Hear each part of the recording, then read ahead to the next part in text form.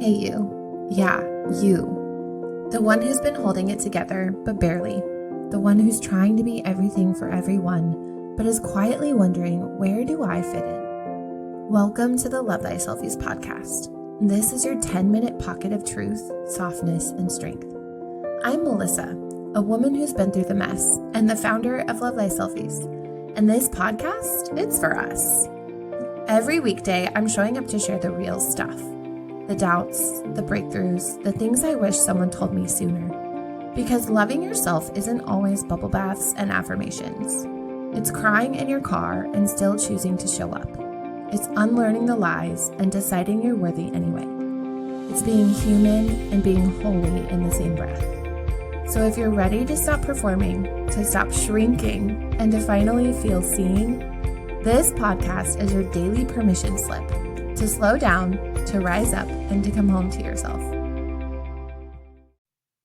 Welcome to episode 4 of the LoveThySelfies podcast, your 10-minute pocket of peace, power, and truth to carry with you today. I'm so glad you're here. I'm your host, Melissa, a woman who's lived through some pretty messy moments, wanting to share what I've learned and how I've grown with you. Healing is not a straight line, and it definitely isn't fast. Sometimes it feels like watching paint dry while crying in your sweatpants. Let's be real, healing is hard, not just because of the pain you're working through, but because of how slow it can feel. You start doing the inner work. You set intentions, you listen to the podcast, you journal, you meditate, you try to respond instead of react. You think, oh, I'm finally changing. And then you have one bad day. And it feels like you're right back where you started. The spiral starts, thinking things like, why am I still like this? Shouldn't I be past this by now? Is anything I'm doing even working? And suddenly you start shaming yourself for not being healed fast enough. I've been there. In fact, I was there just a few weeks ago. I had one of those days where I felt like I was unraveling, crying over things that I thought I had processed, I thought I had worked through, I thought I had quantum leapt away from, snapping at people that I love, struggling to feel gratitude, peace, presence, even after all the work I've done. All of the mindset work, all of the showing up in the mornings. That sneaky voice in my head said, see, you're not growing. But then I took a breath and I opened my journal and I wrote this sentence. Even this is healing. Even this moment, feeling this icky, feeling this unproud and frustrated. Healing doesn't mean we never struggle again. It means we move through the struggle differently. It means we notice the spiral a little faster. We speak to ourselves with a little more kindness. We reach for the tools instead of the shame. It doesn't look like perfection. It looks like choosing grace instead of punishment. And yes, some days it feels like absolutely nothing is happening, but it's always happening beneath the surface. It's like planting seeds. You don't dig them up the next day asking, where's my tree? You water, you trust, you wait, sometimes years and years and years. That's what healing is. Today, I want to share a piece of my own healing journey because this part of my story has shaped everything. When I was 8 years old, something big and scary happened to me. I won't go into the full details here, but it was the kind of thing that a little girl should never have to carry. I didn't tell my parents. I didn't even fully understand what had happened to me. But one day on the playground at school, I told my friends just a piece of it, just enough that that friend told their mom, and their mom told the principal, and that's how my mom found out. I remember so vividly. She sat me down and asked me about it. She looked me in the eye and gently asked if it was true, and I froze. I felt this wave of fear and shame rise up in my tiny little body and I said, no. I told her it didn't happen. Not because it didn't, but because I didn't feel safe enough to be seen in the truth. Because I didn't want her to be disappointed or scared or different with me. And from that moment on, I carried the story not just of what had happened, but that I was a liar, that I couldn't be trusted, that I wasn't worthy of my own truth, that when life got too real, I would hide. That one single moment as an 8-year-old became a deep root in my nervous system. And it took years to unlearn not just the trauma of what happened, but the identity that I built around it about myself. I spent so much of my life disconnected from my own truth, afraid to say what I really honestly felt, afraid to speak up, afraid to trust myself. But here's the part that I want to celebrate with you today. That version of me is no longer in charge.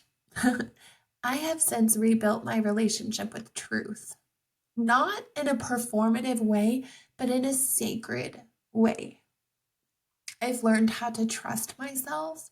I've learned how to be honest with others and with myself, even when it's so uncomfortable. And I've learned that the truth doesn't separate you, it sets you free. Now, I know without a shadow of a doubt that I am not a liar. I am a survivor. And I'm worthy of reality, messy, raw, whole reality. Healing that part of me has opened the door to something I never expected: authenticity. When you make peace with your past, when you reclaim your truth, when you stop hiding and you stop performing, you start living as you. And I can tell you now that that kind of freedom is worth every slow, imperfect step of healing. Every day, you show up, you water, you wait. If you're listening right now and you feel like you're still stuck or slow or like everyone else is passing you by, I want to tell you something that I've had to learn over and over and over again. I've said it a million times already. You are not behind. You're just becoming in a way that is so real. The healing that lasts, the healing that transforms you at the core, it's slow for a reason, because it's not just a fix. It's a return to yourself. You're coming home, and that takes time. You're shedding all the dead weight. You're becoming that metamorphosis, if that's the right word. It takes time. So here's what I do when healing feels so slow. I remind myself of what has changed, the things I used to tolerate, but I don't anymore, the emotions that I can name now, how they feel in my body, what they look like on the outside, the boundaries that I have learned to set, the people that I've let go of, the people that I have very strong and strict boundaries with, the softness that I have started to offer myself on a regular basis. Even if the outside still looks messy, the inside is growing roots. So let's shift together right now. I want you to reflect on this question. Where have you grown in ways you haven't celebrated yet? Sometimes it's so hard to celebrate yourself, especially when you can barely see the tiny little micro movements towards progress. Here's your journal prompt for the day. When healing feels slow, I will remind myself that ... Fill in the blank with something gentle. something true and authentic. Your mantra for today is, even this is healing. Even the silence, even the backslide, even the days that feel like nothing is working. Because healing doesn't always look like a breakthrough. Sometimes it looks like staying with yourself, being present in the moment, being present in the difficult moment. I want you to take a moment today, pause and notice, celebrate how far you've come. And if this episode gave you something to hold on to, share it with someone you love. Make sure to tag me or DM me or just carry this moment in your heart. Come back tomorrow because we've got more truth, more softness, more reminders that you are right on time. You can always find me on Instagram at LoveThySelfies. I'm also on TikTok and Facebook. And remember, you're not broken. You're still becoming. Namaste. I want to thank you so much for coming today. If the episode spoke to your heart, please come back tomorrow. Share it with a friend. We do this every weekday.